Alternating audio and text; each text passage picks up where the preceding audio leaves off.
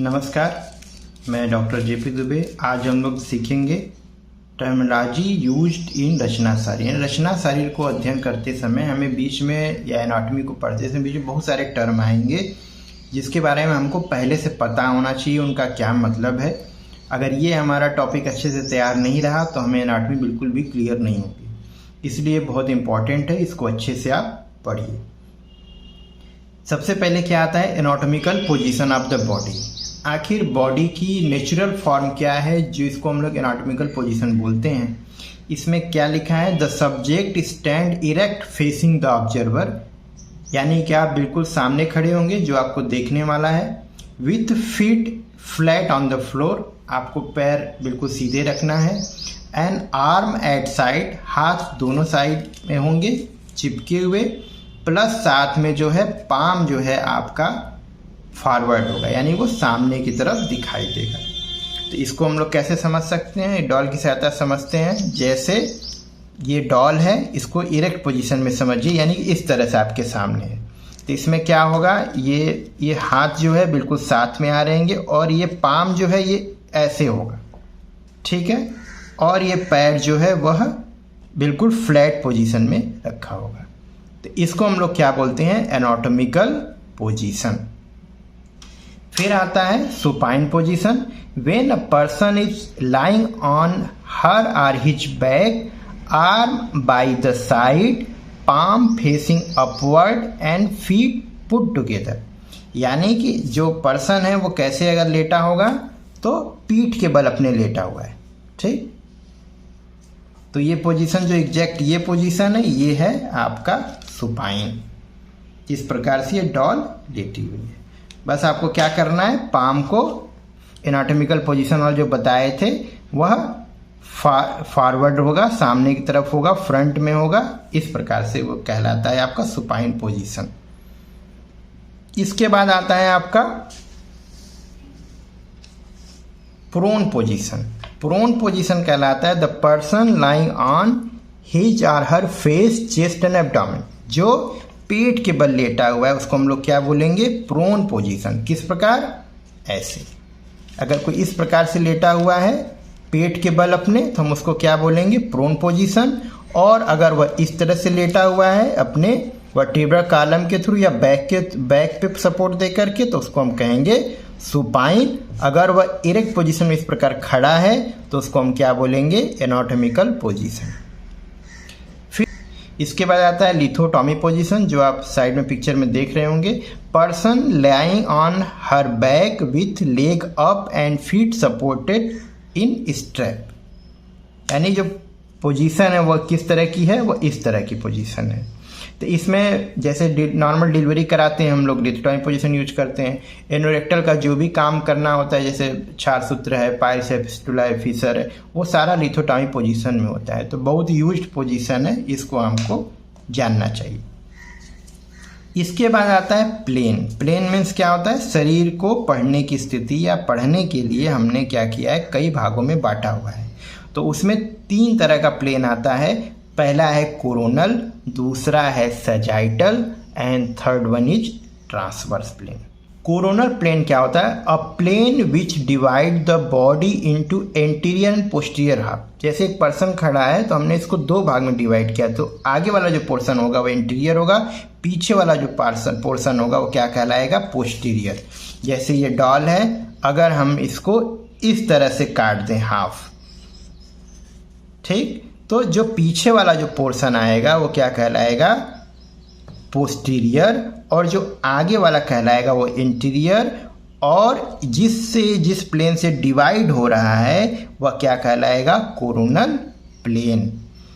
तो यानी कि अगर इस तरह से इसको बीचों बीच से हम अलग करेंगे तो ये क्या होगा? एक पोस्टीरियर हाफ होगा, एक इंटीरियर हाफ होगा। और जिस प्लेन से ये अलग हो रहे हैं वो प्लेन क्या कहलाएगा? Coronal plane. इसके बाद आता है sagittal plane. Sagittal plane a plane passing through the centre of the body, dividing it into equal right and left half is the median और मिड सजाइटल प्लेन, ठीक। तो जो बॉडी को बीचों बीच से अलग कर देगा जो प्लेन बीच से बिल्कुल डिवाइड करेगा और एक आपका राइट हाफ बनाएगा और एक दूसरा लेफ्ट हाफ बनाएगा, वो क्या कहलाता है? Sagittal plane. ठीक है, प्लेन पैरेलल टू मीडियन और mid sagittal plane is sagittal plane. तो अब इसमें जो है ऐसे प्लेन हमने किया तो ये मिड सजाइटल प्लेन है, और अगर मान लीजिए हमने यहाँ से डिवाइड कर दिया तो ये आपका सजाइटल प्लेन हो जाएगा, इधर से किया तो सजाइटल प्लेन हो जाएगा। तो ये सजाइटल प्लेन कहलाता है, जो बॉडी को राइट और लेफ्ट हाफ में अलग अलग डिवाइड करता है। इसके बाद तीसरे नंबर पे आता है transverse plane, a plane which divide the body into upper and lower part. जैसे बॉडी है, इस बॉडी को हमने यहाँ से काट दिया तो ये अपर पार्ट हो गया, लोअर पार्ट हो गया, तो ये क्या कहलाता है? Transverse plane.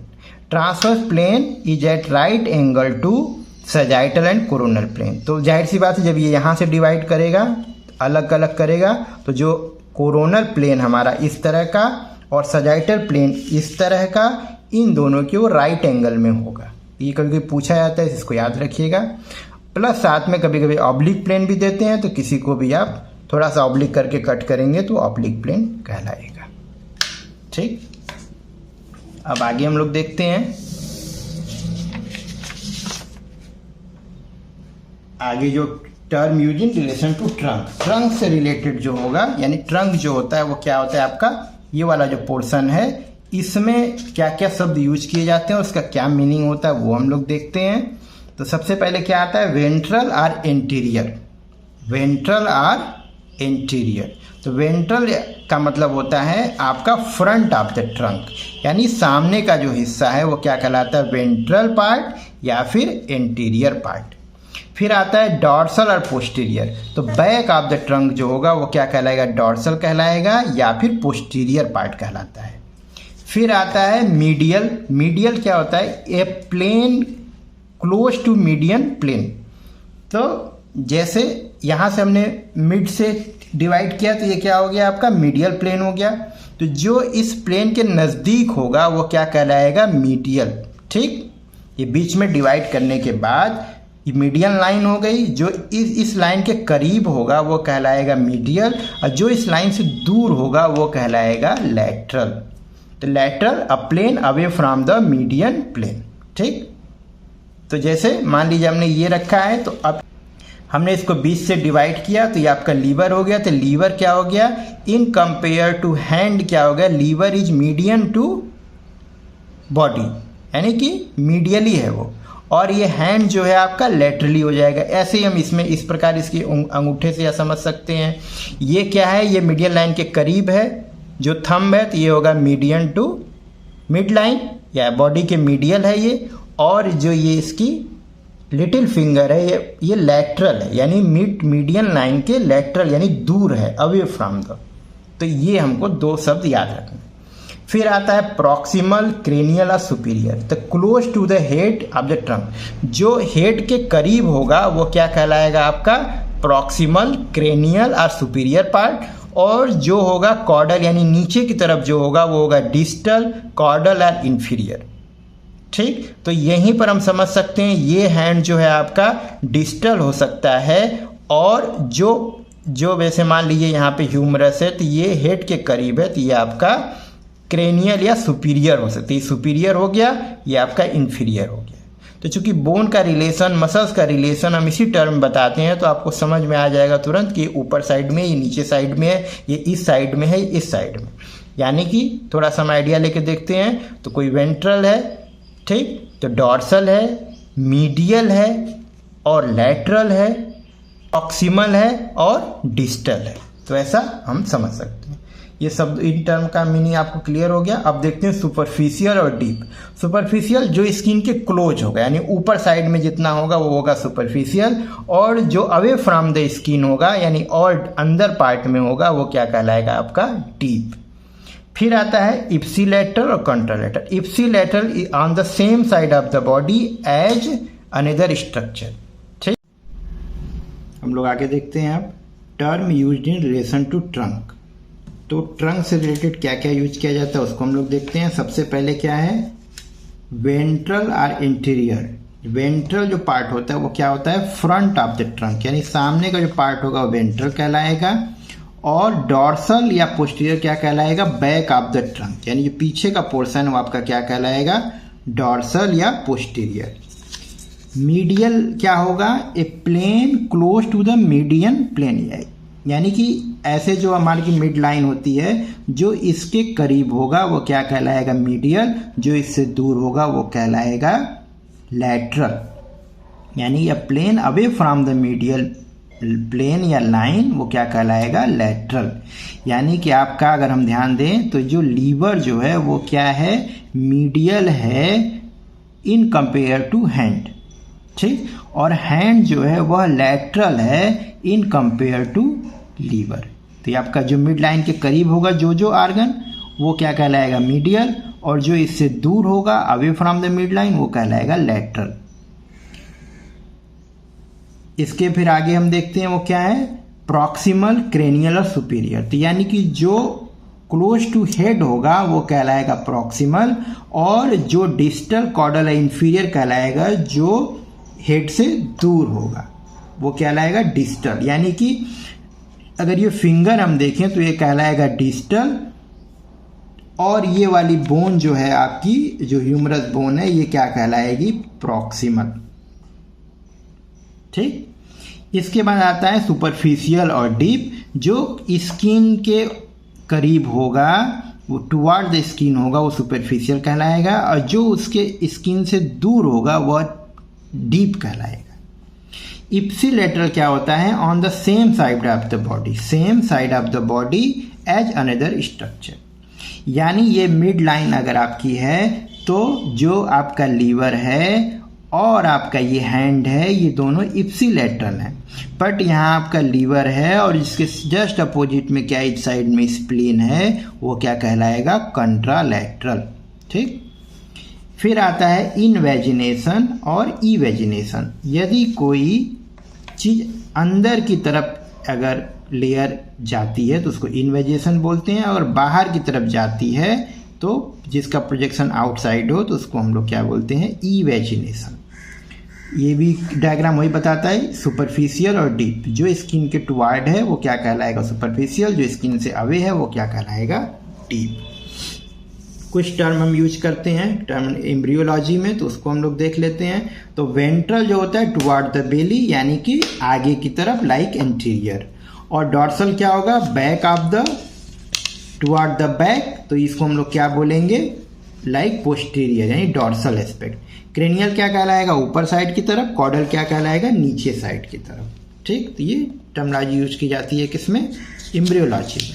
अब हम लोग देखते हैं कि term use in relation to upper limb. Upper limb में हम क्या क्या यूज कर सकते हैं उसको हम लोग देखते हैं। तो सबसे पहले आता है आपका वेंट्रल या एंटीरियर। अपर लिम्ब ये है, अपर लिम्ब में हम इसमें समझने की कोशिश करते हैं। तो वेंट्रल और एंटीरियर क्या कहलाएगा, ये तो फ्रंट एस्पेक्ट, जो सामने का दिख रहा है वो आपका वेंट्रल, जो इसके बैक साइड में है वो सारा आपका क्या हो गया, डॉर्सल या पोस्टीरियर। मीडियन बॉर्डर क्या होगा, अगर ये एनाटॉमिकल पोजीशन में होगा तो ये जो उंगली होगी ये आपकी क्या होगी, लिटिल फिंगर होगी। तो लिटिल फिंगर के साथ जो है इनर साइड का आपका फोर आर्म और आर्म, इन दोनों के साइड में ये क्या कहलाएगा, मीडियल बॉर्डर। और सेम अपोजिट में हम जाएंगे तो अगर ये एनाटॉमिकल पोजीशन में ये है तो इसमें क्या होगा, इधर क्या होगा आपका थंब होगा।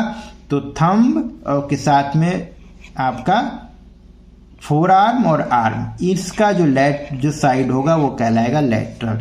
क्यों, ये मीडियन क्यों है इन साइड में और आउट साइड में लैटरल क्यों है, क्योंकि मिड लाइन के जो करीब होगा वह मीडियल कहलाएगा और जो मिड लाइन के अवे होगा वो क्या कहलाएगा, लैटरल।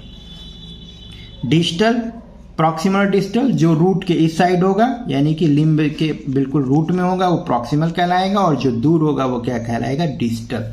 फ्लेक्सर क्या होगा, front aspect of the limb, और एक्सटेंसर क्या होगा, it is the back of the upper limb. अब हम आगे देखते हैं term used in relation to lower limb. Lower limb में क्या आता है, पोस्टीरियर क्या होगा, back of the lower limb, ये आपका पोस्टीरियर। एंटीरियर जो सामने का होगा वो इंटीरियर कहलाएगा। मीडियल बॉर्डर क्या होगा, जो मिड लाइन नीचे की तरफ आएगी तो जो इस साइड का होगा यानी कि आपका ये टो होगा, और साथ में जो है आपका लेग का और थाई का जो इनर पोर्शन होगा वो क्या कहलाएगा आपका मीडियल बॉर्डर, और लेटरल बॉर्डर क्या कहलाएगा जो लिटिल टो से यानी कि छोटी उंगली से यहाँ से स्टार्ट होगी और प्लस साथ में आपका क्या होगा ये लेग और थाई के आउटसाइड में जो होगा वो कहलाएगा लेटरल बॉर्डर। क्यों? सेम रीजन है, मिड से क्या आ रहा है मीडियल लाइन, जो इस साइड में वो मीडियल बॉर्डर, जो इससे अवे है वो क्या कहलाएगा लेटरल बॉर्डर।